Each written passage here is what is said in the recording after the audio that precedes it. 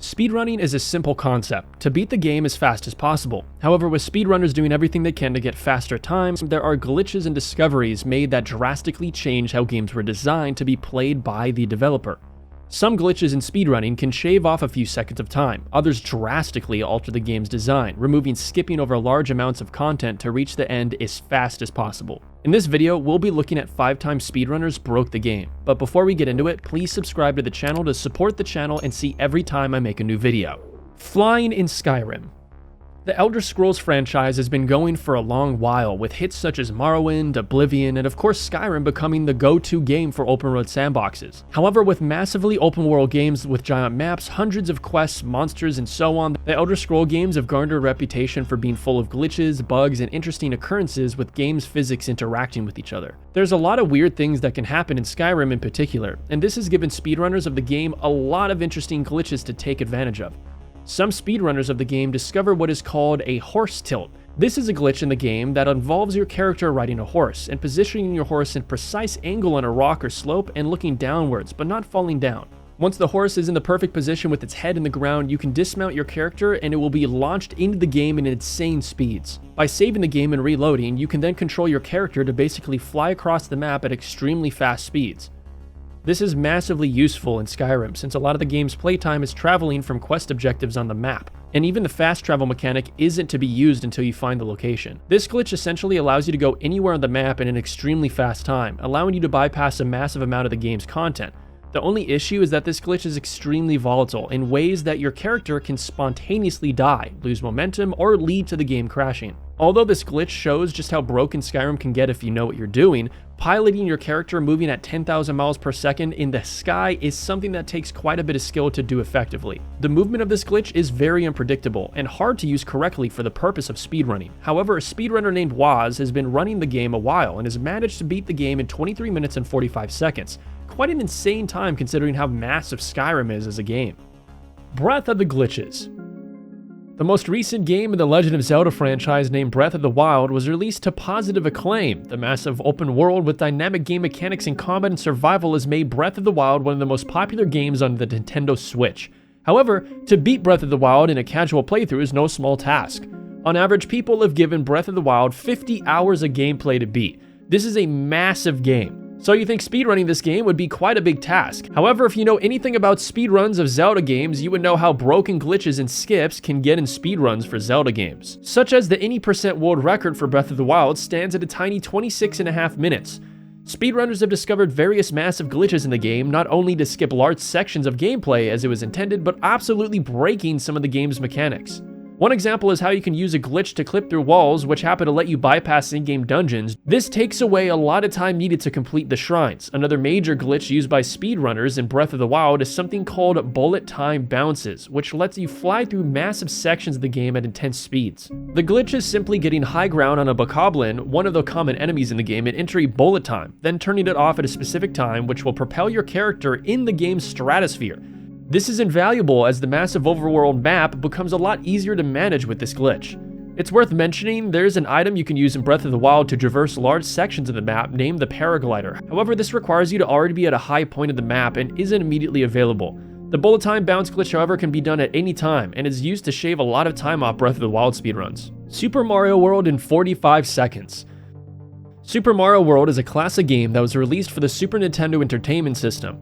The game featured improved graphics, more levels, more power-ups, and so on, and is argued by fans to be the best Mario game ever made. However, despite being a significantly longer game than the first of Mario games for NES, the any % world record of Super Mario stands at about 40 seconds. The entire game can be beaten in less than a minute.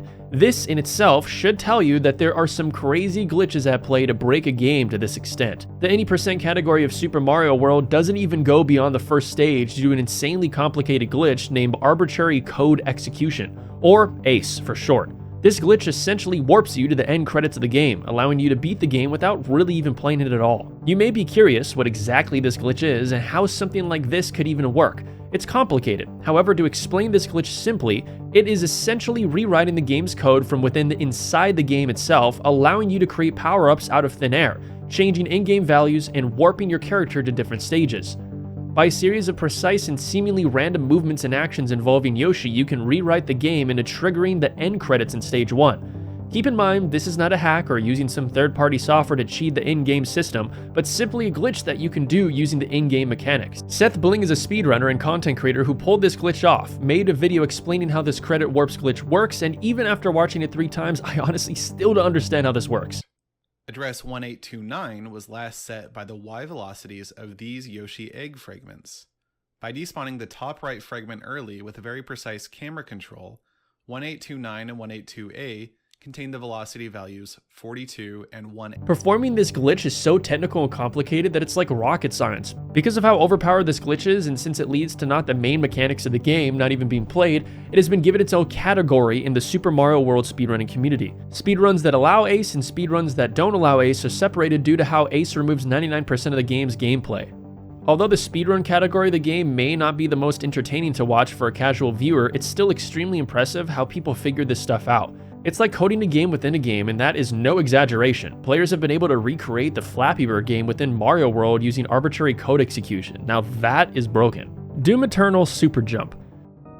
So Doom Eternal has been a game a lot of people enjoy, and with the Doom franchise having one of the earliest histories of speedrunning, considering that Doom is a fast-paced and action-paced game with minimal downtime in gameplay or cutscenes, it's natural that the modern title, Doom Eternal, will also have a competitive speedrunning scene. From day one, people were fighting over each other to get the world record as fast as possible, and a massive glitch was discovered that basically broke the game within hours of the game being released.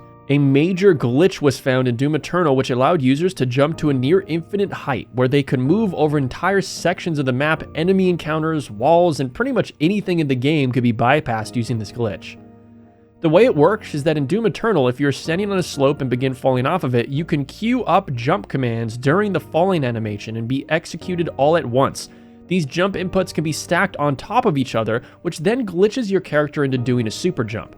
This in itself is massive for speedruns, however it gets crazier than that. People figured out that the faster you press the space key to jump during this glitch, the higher you would jump. So speedrunners quickly figured out that they could remap the jump button to a scroll wheel, which gives you a much faster input than simply pressing the spacebar. It even got to the stage where speedrunners would modify their mice wheel to spin faster, giving them bigger boosts. This slow boost technique is used throughout Doom Eternal, and in some cases it's used to bypass entire levels, letting you jump from the start of the stage to the end. This glitch was even a reason a dev room was discovered in Doom Eternal, put in by the devs out of bounds thinking nobody would find it. According to the media, Doom Eternal is a game that has about 20 hours of gameplay. The 80% world record of Doom Eternal currently stands at under 19 minutes by a speedrunner named Xmead. Dark Souls made easy. So Dark Souls is known to be a challenging game that puts players through a gauntlet of difficult zones and enemies that can kill your character in seconds. Games in the Dark Souls franchise all have had a positive reception by the player base for its challenging but fair gameplay, which tests your gaming skills. Dark Souls is hard to play in casual playthrough, so to speedrun it must be another level of difficulty. The Dark Souls 80% category has seen a vibrant history of glitch discoveries and major skips that drastically reduce the game's playtime. One major skip discovered by speedrunners in Dark Souls is called Sen's Fortress skip.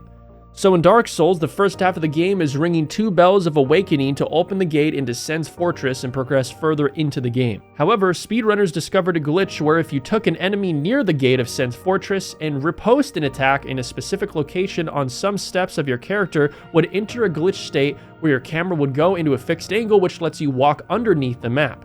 By doing so, you can walk out of bounds in the game's map and go straight into the Sen's Fortress. By quitting the game and reloading, your character would be positioned from within Sen's Fortress, skipping a massive chunk of the game. One other major glitch used by speedrunners in Dark Souls is called Kiln Skip. This allows you to skip even more content of the game. The final zone of the game, named Kiln of the First Flame, is blocked by a gate until you defeat 4 bosses located around the world. Fighting all of these bosses takes a tremendous amount of time, but speedrunners have been able to skip all of it by using the Lord Vessel to warp the character to the starting zone, then quitting the game application at a specific time. Your character will be positioned on the other side of the gate, letting you go to the final area of the game with this simple glitch. If you enjoyed, please drop a like and subscribe to the channel for more videos. See ya!